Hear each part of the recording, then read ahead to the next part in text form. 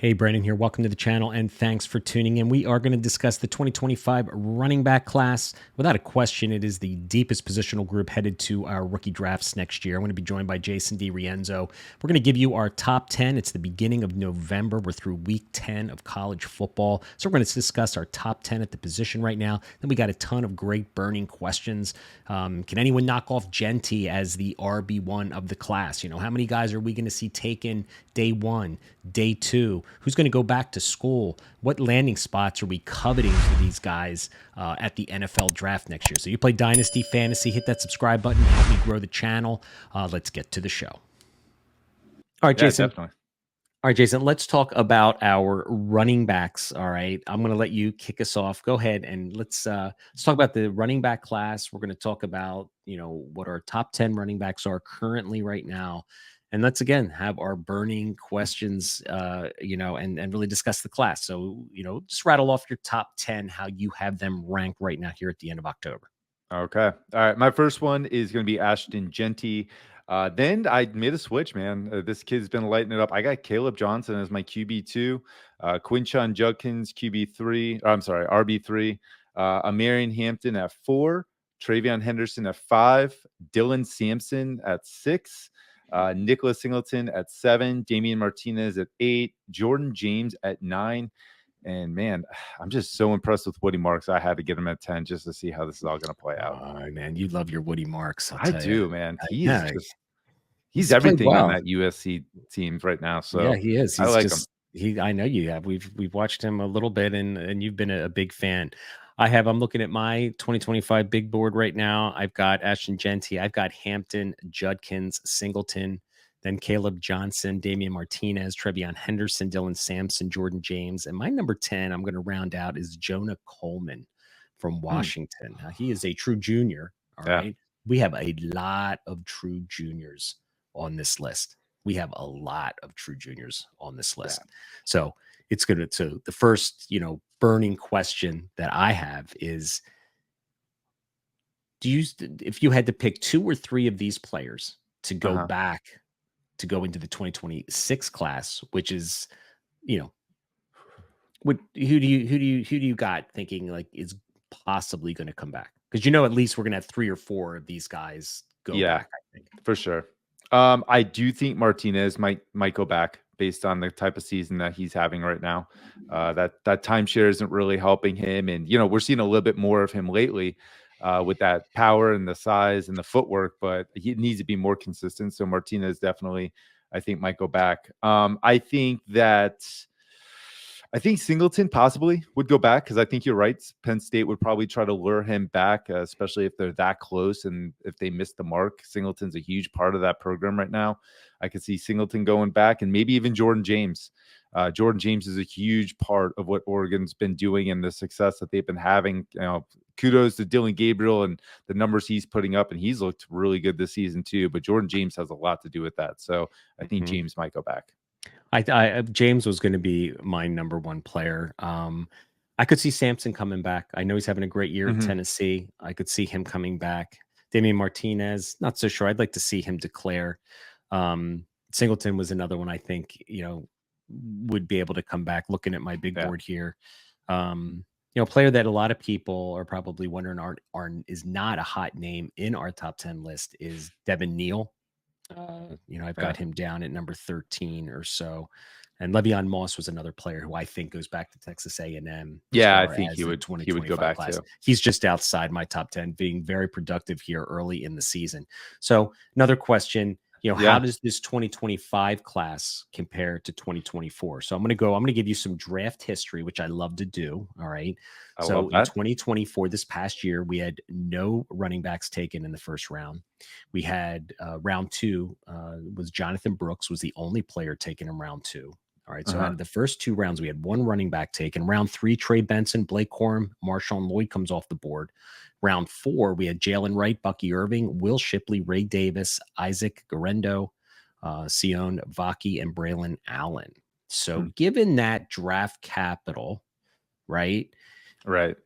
Where do you see in the 2024 class, where do you see, Ashton Genty's going to be a first rounder. right? For sure. So, Yep. do you think there's another first round running back in this class? I think Caleb Johnson could possibly be a first rounder if he Wow. continues the pace that he's going.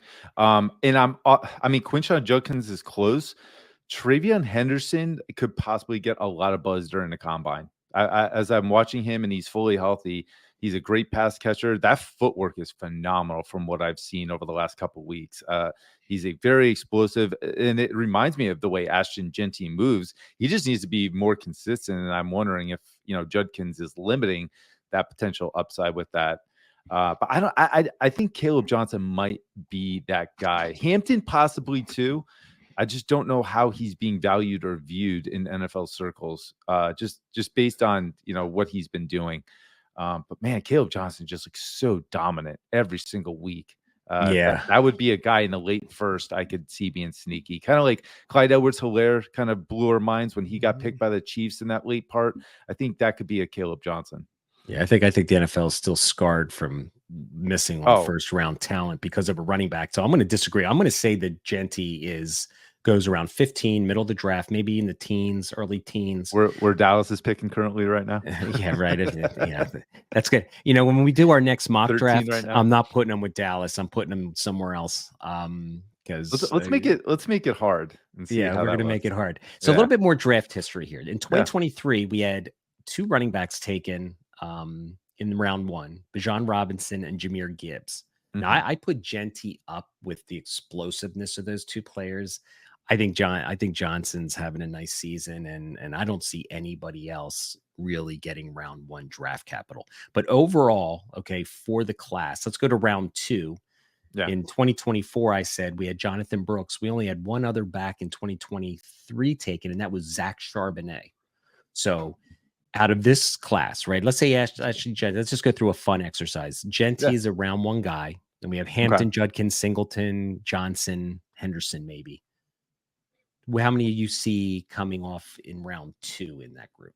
In Judkins, Hampton, Henderson. If Sampson comes out, he'll go in the second round for sure. Really? To me, everything that he does is very similar to how Jahmyr Gibbs played for Alabama. Just that role, the pass catching role, that smaller, explosive back. He's gonna run a 4.3 at the combine. Like it. If anything, NFL teams are going to be reminiscent of James Cook, and he went in that range. So I could absolutely see Dylan Sampson in the second.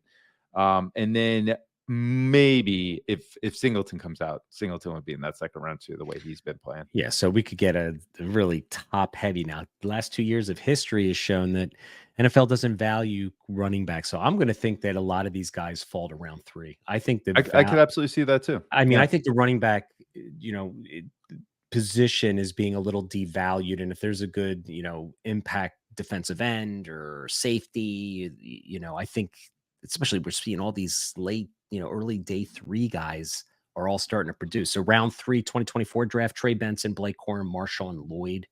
In 2023, Kendre Miller, Tyjae Spears, Tank Bigsby, and Devon Achane. So I can see a lot of these guys coming off. And then just to round out round 4 for a little bit of history in 2024, this past year, Jalen Wright, Bucky Irving, Will Shipley, Ray Davis, Isaac Guerendo, the Baki kid, and Braylon Allen. And then in 2023, we only had 1, and that was Roschon Johnson. So my original question, how does this class compare to the 2024 class?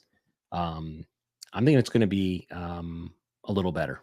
I think it's going to be a lot better. So yeah, I think it's going to be a lot better for sure. I mean, we haven't even talked about Ollie Gordon, which a lot of people still have ranked pretty high. True. And that's just going to the depth of. I think there's depth in this class. I think it's top heavy, and I think there's depth to go behind it. Or you might see a guy like Jordan Mason, if he gets opportunity, really come on. Like Jonah Coleman could be that guy, or Devin Neal could be that guy. Kyle Monangai could be that guy. Like there's so many of these Jordan Mason types that they get opportunity. You're going to want to make sure you have them in your lineup. Yeah, and I think situation matters so much, right? The team you land on, how good is the offensive line? How good is the quarterback? The coaching? Are they new coaches? Or are they an established group that really run a well-run organization? So much of that matters. But there's only so many mouths to feed with 32 teams, given 2 running backs per, it's usually a committee now. for the Right. majority of these teams. There's not a lot of great. So let's just talk about real quick here. I'd like the one question you have before we get to landing spots a little bit is there a running back in the 2025 class that could challenge Genty for the RB1 spot? And I guess our answer is going to be a big no. Or Yeah, you I was wondering if you might have like I was trying to find who could be that guy that LA like I'm thinking the draft process because a lot of things changed during then. I don't know if I see a guy. I think he's still explosive, man. Yeah, I think so I too. just think he's Yeah. he's got the speed. We just did an all 22 film breakdown on him. We're going to talk about him shortly as well on our rookie report. So Well, landing Brandon, spot. real quick before we jump, I got Yeah. one question for you, and I Sure. think this might be a good one too. Right. Which running backs in this upcoming 2025 class have the capability of being a workhorse that we should prioritize?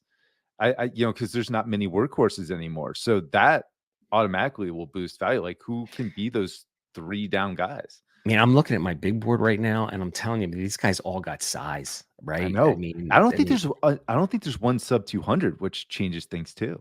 Caleb Johnson is 215, Singleton 224, Judkins Right. 219, Hampton 220, Martinez 232, Henderson is the lightest at 210. Sampson's just a hair Sampson's over just 200. a hair over 200, but this might be the first time we have this. Yeah, we've looked at these smaller running backs more, Right. The James Cooks and the Devon A. Bucky's Bucky Irvings. So they have a role, I think.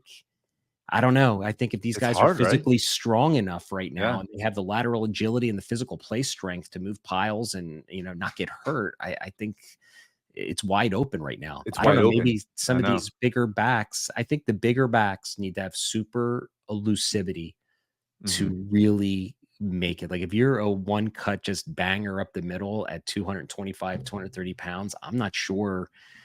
There could be a role, but I think the NFL Braylon Allen found a role, and I'm trying to learn from that too. Yeah, but he's second fiddle there, right? He is second fiddle. Anybody who lands behind Breece Hall is going to be second fiddle, and that's part of it too. Exactly.